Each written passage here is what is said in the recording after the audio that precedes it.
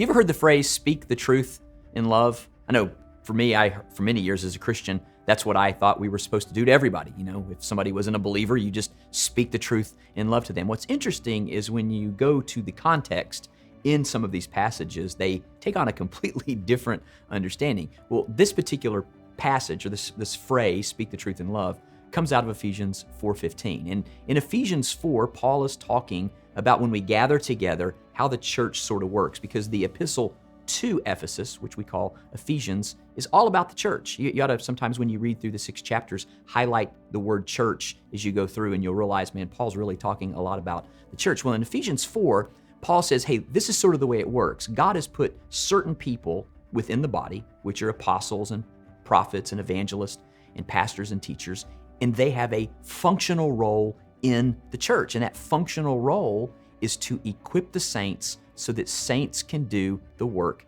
of ministry, which is fantastic. That's what we do when we gather. We're to equip the saints so that we can all work ministry together. And the goal is that we would all grow up together to look like Jesus. And that it's not me and you. Me and you will never be a perfect representation of Jesus. But the local church together, all of the believers together, can look like Jesus to the community.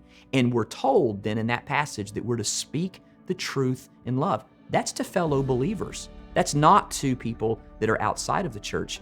The scripture is very clear. What we should be speaking to the people outside of the church is the gospel. But we sometimes use that and say we're going to speak the truth in love, and we're actually pushing people away. But when we speak the truth in love in the body, it helps us to grow in every way to be more like Jesus. Wouldn't it be interesting if more of us Christians spoke the truth in love to fellow Christians and we preached the gospel to those that weren't? Hey, Chip here. I just want to take a moment and say thanks so much for watching Reaching the Next Generation. I really hope that this was something that was beneficial to you. And what I would ask, if you really enjoyed this, would you like it? Would you subscribe to it? Would you give us some comments? And most importantly, would you share it?